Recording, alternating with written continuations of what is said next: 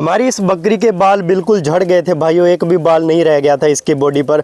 और अपन ने इसका ट्रीटमेंट किया, उसके बाद इसके बाल जो है वापस आना शुरू हो गए। तो भाइयों अगर आप भी जानना चाहते हो कि हमने इसका क्या ट्रीटमेंट किया है तो वीडियो को पूरा देखना भाइयों। इसके अपन ने 3 ट्रीटमेंट किए हैं, तीनों ज़रूरी हैं, उसी से बाल वापस आएंगे। क्योंकि हमारी ये बकरी बिल्कुल ही गंजी हो गई थी, इसके एक भी बाल नहीं रह गया था। मैंने एक पहले वीडियो भी डाली थी, एक भी बाल नहीं था। और अब इसके धीरे धीरे बाल आने शुरू हो गए। और चेक करो, देखो एक बार आप डिटेल में देखो कि बाल ये देखो छोटे छोटे आने लग गए हैं। और इस बार बालों की क्वालिटी बहुत ज़्यादा शानदार आई है, शाइन बहुत ज़्यादा है बालों में। आप चेक करो एक बार, देखो ये छोटे छोटे बाल हैं, ये एक भी बाल नहीं था इसकी बॉडी पर, लेकिन अब इतने सारे बाल इसके वापस आना शुरू हो गए हैं।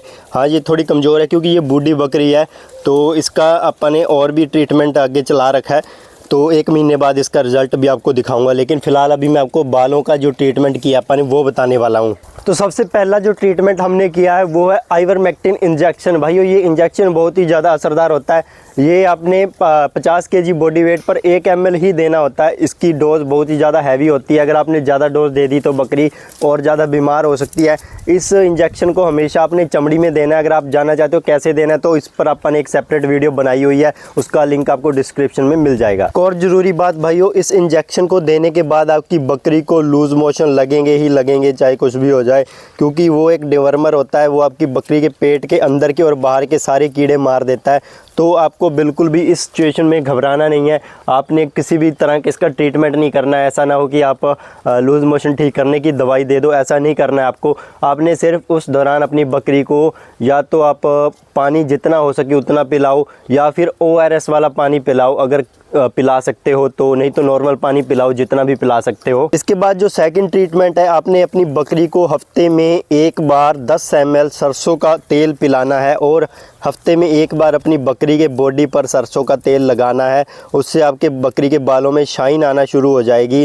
अगर बॉडी पर कोई भी मतलब कि जब डैंड्रफ वगैरह भी हो जाता है, बकरी के भी होता है भाइयों, अगर आपको नहीं पता तो उससे वो हटने लग जाएगा और बकरी के जो नई परत आने लग जाएगी, बकरी के बाल उससे ज़्यादा तेज़ी से बढ़ेंगे। जब भी आप अपनी बकरी को तेल पिला रहे हो तो भाइयों क्वांटिटी का ज़रूर ध्यान रखना। ऐसा नहीं कि 20 ml पिला दो, 25 ml पिला दो, डेली पिला दो, ऐसा नहीं करना आपको। सिर्फ़ और सिर्फ 10 ml हफ्ते में 1 बार पिलाओ, उससे आपको फ़र्क देखने को मिल जाएगा।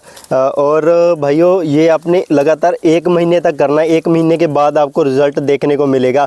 और तीसरा जो ट्रीटमेंट है वो आपने क्या करना है, अगर आपने अपनी बकरी की फीड में मिनरल मिक्सचर ऐड नहीं किया तो वो जल्दी तुरंत अभी ऐड कर दो, क्योंकि उससे बहुत ज़्यादा फ़र्क अपने को देखने को मिलेगा अगर बकरी के बाल झड़ रहे हैं। क्योंकि बहुत ज़्यादा ज़रूरी चीज़ होती है, बॉडी के हर एक पार्ट के लिए मिनरल मिक्सचर बहुत ज़रूरी होता है।